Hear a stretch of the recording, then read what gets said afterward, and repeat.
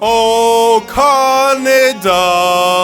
With everything going on in the world right now, you may have contemplated moving to another country. And for my viewers from the States, which is most of you guys, the obvious choice would be crossing the northern border to our often overlooked but incredibly peaceful neighbor, Canada. Of course, Americans love threatening to move to Canada, especially after presidential elections, but the data shows that although many talk the talk, Americans rarely walk the walk. And they don't drive or fly either. Now, if you are one of the 10,000 US citizens each year who actually do mean it, I don't blame you. Since its founding in 1867, Canada has become a country with amazing public education, low crime, great food, friendly residents, and of course, some of the world's finest nature. The land of Banff, Vancouver Island, Niagara Falls, Toronto, and Montreal is also the second largest country on the planet, bordering 3 oceans. But despite its enormous size, Canada still manages to do a great job juggling all of its responsibilities and taking care of its people. I mean, while the US only gave a one-time payment of $1,200 to its recently out-of-work residents, Canada is giving $2,000 a month for the next 4 months. And they have universal healthcare that's free at the point of service. There's a reason Canada is consistently ranked as one of the best countries to live in the world. Speaking of which, let's hit 3,000 likes and I'll do a video on the top 10 best countries to live in the world. Anyways, despite the amazing quality of life here, the birthplace of pineapple pizza also isn't perfect. Find out why in my top 10 reasons not to move to Canada. And yes, pineapple pizza is originally from Ontario. Number 10. Car insurance. Now, you might not have even thought of this one, but it's extremely expensive to own a car in Canada. Car insurance rates in most provinces are well above the rates in most states. Sure, it can actually be pretty cheap in Quebec, but in most provinces, you can expect to pay at least $1,200 a year on average. And if you live in Toronto or Vancouver, watch out, because the average cost is over $2,100 per year for a regular car, and that's if you have years of a squeaky clean driving record. If you've gotten a ticket or into an accident, or you're just young, car insurance could cost you up to $5,000 a year. Now, to be fair, this is because Canada doesn't really offer a minimum coverage option like they do in America. In many cases, the minimum coverage in Canada is really like the best coverage you can get in most states. So while Canadian drivers do have to pay a bit more upfront, at least they don't have to worry about getting sued or going bankrupt from an accident. Number 9. Places are very spread out. If you don't want to pay for expensive car insurance, you probably aren't going to get very far. Sure, you'll be able to get around the cities with good public transportation like Vancouver, Montreal, or Toronto, but it'll be a lot harder anywhere else. Like I said earlier, Canada is the second largest country in the world, but it's also one of the least densely populated countries with just around 4 people per square kilometer. In comparison, the US has a population density of over 36 people per square kilometer. As you can probably guess, this leaves a whole lot of room for a whole lot of nothing. Well, technically not nothing, more like a whole lot of beautiful wilderness. But as far as human civilization goes, well, it's exactly that. Far. It takes over 80 hours to drive the near 7,500 kilometer Trans-Canada highway from coast to coast, and most major cities are at least a 6 to 7 hour drive apart. But hey, at least that also means there's a ton of gorgeous, untouched nature to explore. Well, that is if you can afford a car. Number 8.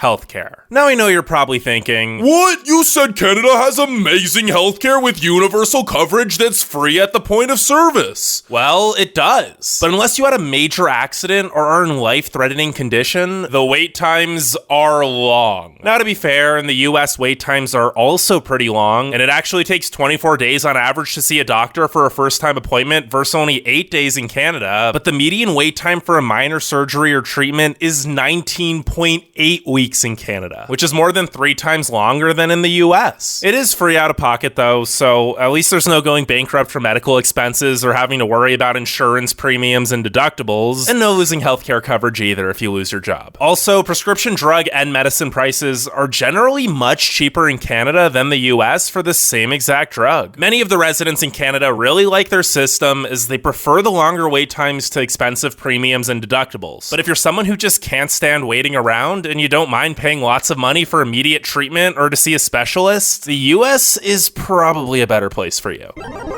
Number 7, lack of good paying jobs. It's a good thing Canada has universal health care, because a lot of people wouldn't have any coverage if it was employer based instead. There just aren't many good paying jobs available here, especially if you weren't born in Canada. Now, to be fair, Canada's economy has been booming. Well, for Canada standards. There actually are a lot of high-end jobs, but most of them are taken. And whenever a new position does open up, literally hundreds of way overqualified residents apply for it, so the job market's extremely competitive. Of course, this always varies depending on your province, city, and qualifications, but as a whole, it's pretty difficult to find a good paying job in Canada if you aren't specialized in a skill that's in high demand. And even if you are, Canadian experience matters a lot to most employers. This might help explain the 7.8% Canadian unemployment rate compared to just 4.4% in the US. Although if you do get a job, incomes are slightly higher on average here than in the United States.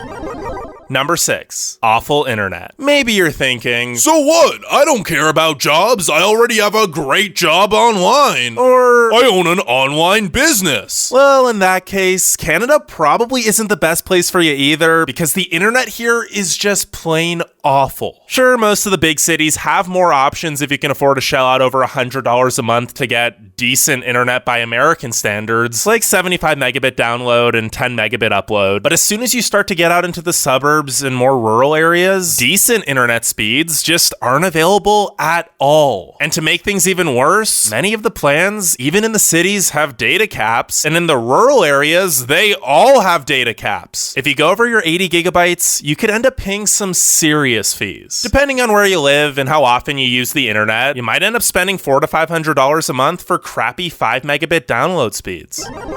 Number 5. High taxes. No matter what your job is, you're obviously gonna have to pay taxes if you move here. I mean, it's not like the healthcare and infrastructure are gonna pay for themselves. You might see that the highest tax rate in Canada is only 33% compared to 37% in the US, but look a little closer and you'll realize that that's because the highest bracket in Canada starts at income earned over 214,000 Canadian dollars, which is equivalent to about 153,000 US dollars, while the highest bracket in the US starts at 510,000 US dollars. On top of that, each province or territory has its own extremely high income tax as well. Expect to pay at least 10 to 12% in additional taxes for most salaries in most provinces. And if you're in Quebec, oh boy, you're looking at an additional 26% in taxes on income earned over 106,000 Canadian dollars. To be fair, there's a lot more covered for you here than in the US, so you're kind of getting what you're paying for, like keeping the cities clean, paid family leave, the Canadian pension plan, and free healthcare. Just keep in mind that no matter where you move here, half your salary is probably going to taxes. Not to mention, sales tax is 5% across the country and can be an additional 6 to 10% depending on the province. And to top it all off, for your first few years of living in Canada, you might also have to pay US taxes or taxes to your original country.